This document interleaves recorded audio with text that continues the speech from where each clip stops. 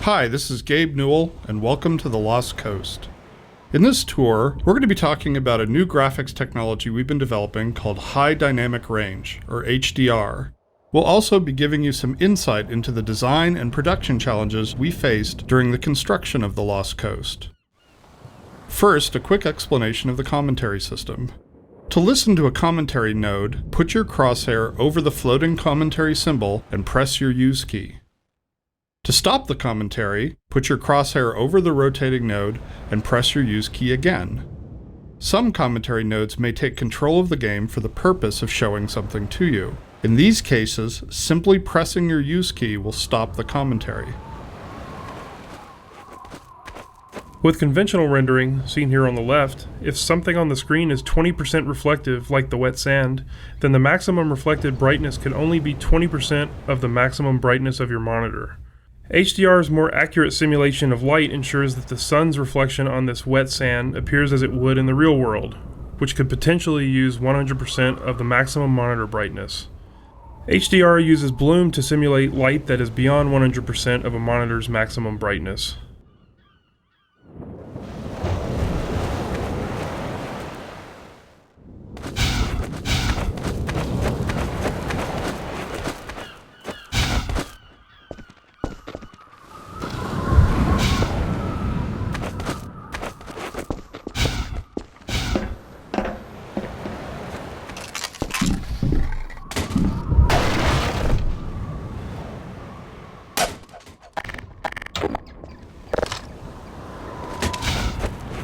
The remains of the ship in front of you were once part of a puzzle we cut out of the Lost Coast. The original design of the puzzle was based on the idea of the player and the fisherman cooperating together to solve something. This was the type of puzzle we'd always wanted to attempt in Half-Life 2. Unfortunately, as development on Lost Coast neared the end, and this puzzle still wasn't finished, we decided to cut it. It's always painful to remove work, so we've tried to evolve a process for making those kinds of decisions.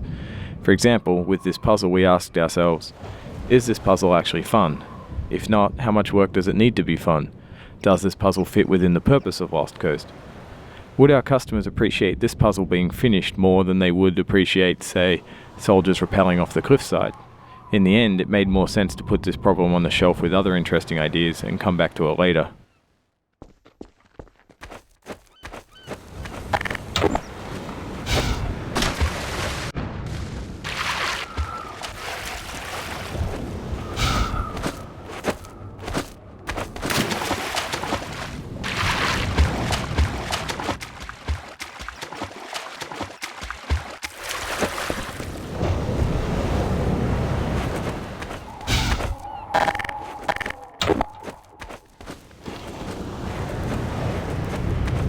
The process of building characters in Half-Life 2 taught us many things. By the end, we believed we'd figured out a more effective process for designing and constructing characters.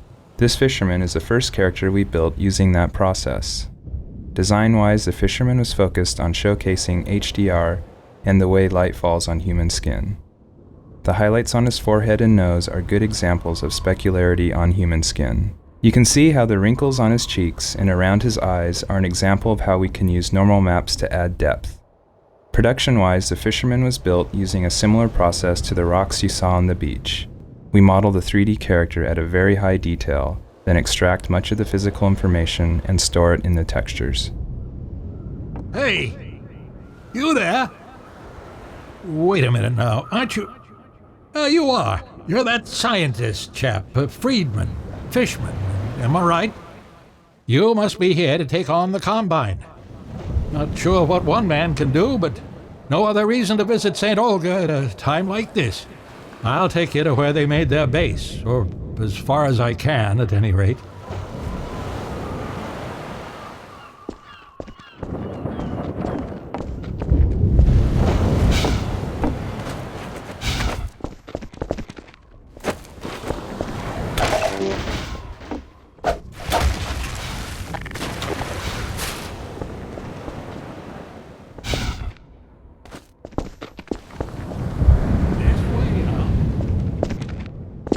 Here we go.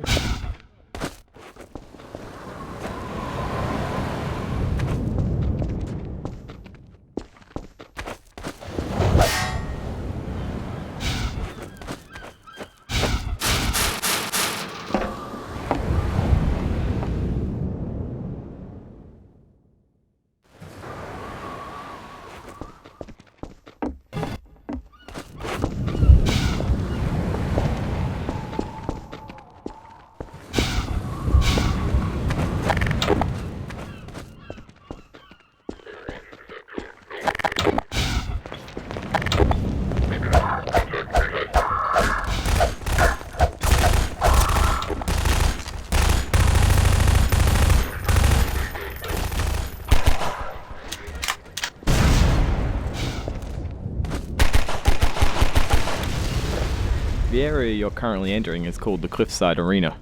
We were particularly happy with the vertical cliffside in Half-Life 1 and regretted that we didn't iterate further on that concept in Half-Life 2. Vertical space allows us to force the player to deal with threats from above and below. We find that players focus their view on the direction they're traveling, so by using a cliffside and having the player ascend it, we ensure that the player will look up and be prepared for enemies. If the player's path was to move past the bottom of the cliffside, it would be unlikely he would notice soldiers rappelling down from above. And dying from unknown threats never feels fair and certainly isn't fun.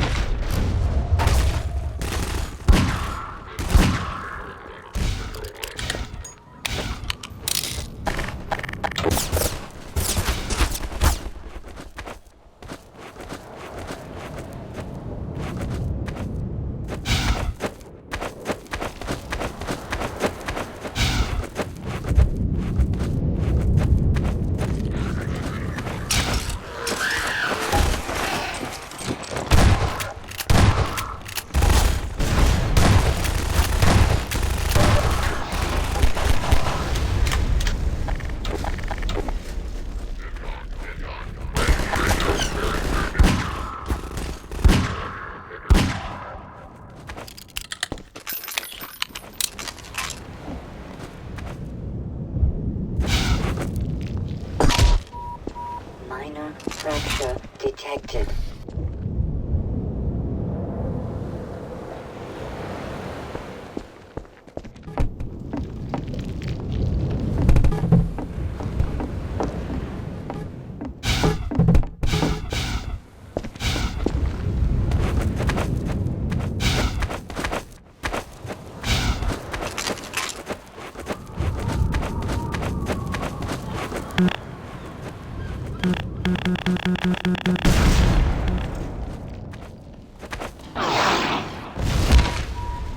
Minor fracture detected.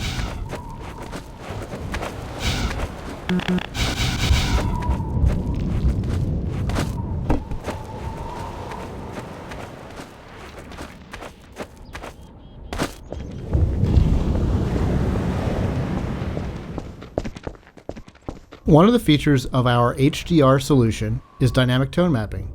The easiest way to think about dynamic tone mapping is that it's a method of simulating the way the human eye reacts to light. In the real world, you've probably walked into a dark room and noticed your eye adjusting to the darkness, letting you see better after some time. Or you've walked out into a bright day and been blinded by the sun, only to have your eye adjust and allow you to see normally. Your iris is adjusting itself in response to the amount of light hitting your eye. Dynamic tone mapping simulates this by automatically adjusting the exposure of the scene to mimic the behavior of your iris.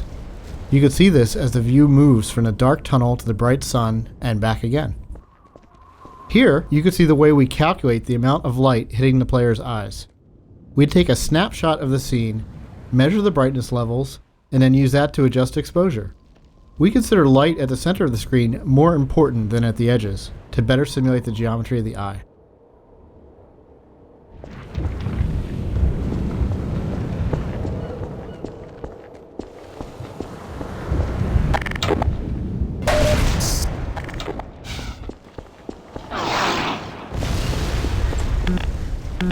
The courtyard in front of you is a space we call an arena. Arenas are built to hold the player for a period of time and usually contain combat or some other challenge. They often have multiple entry points for enemies, along with a gate of some kind to prevent the player moving on until the challenge has been completed. In this case, the arena is free of enemies until the player solves a puzzle and triggers an alarm. This is a method that allows the player to explore the arena and get a sense of its space before being forced to fight in it. It adds a sense of uneasiness to the player who's expecting to be attacked now that they've reached the goal set for them at the start of the map. The break in the action here is also a crucial part of the level's pacing. It allows the player to recover and explore the world a little after being attacked on the way up the cliffside.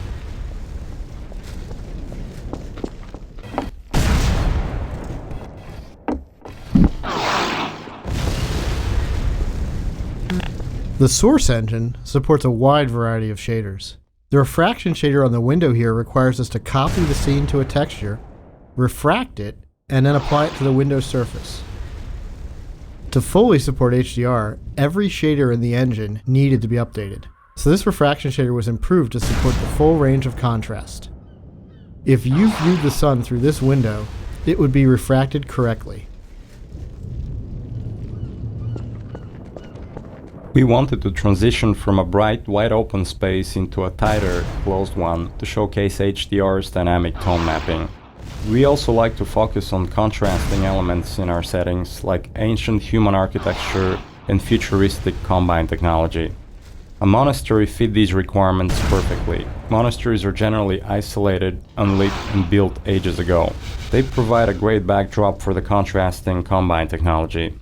When we build fictional settings, we try to ground them by basing them off a real-world location. We use this location as a design constraint that forces a logical consistency behind the art choices.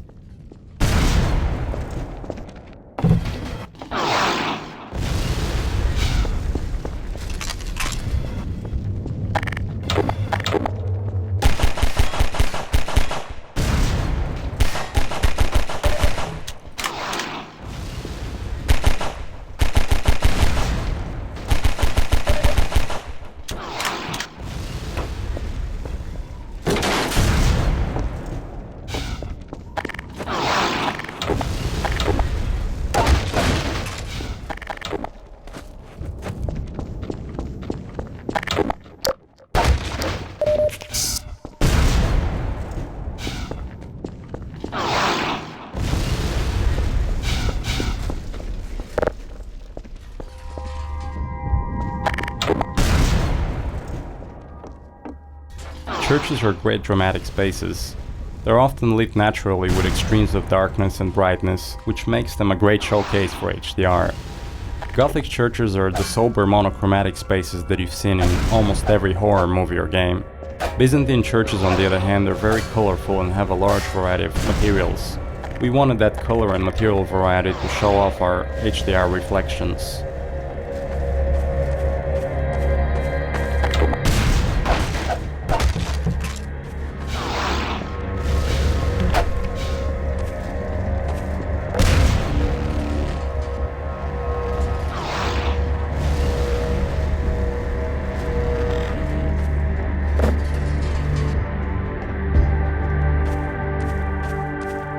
Our games are filled with things we call gates, which are essentially just challenges that the player must overcome to drive the experience forward. We used a puzzle here since the player has been through combat and exploration recently. When we design challenges, we try to ensure that the player's goal and the action required by the player are both fun. It's not hard to create interesting goals for the player, like stopping this machine from shelling the nearby village, but the action required by the player to solve the challenge needs to be fun as well. So instead of something menial, such as hitting an off switch, the player gets to use physics to jam the gun's mechanism and cause it to break.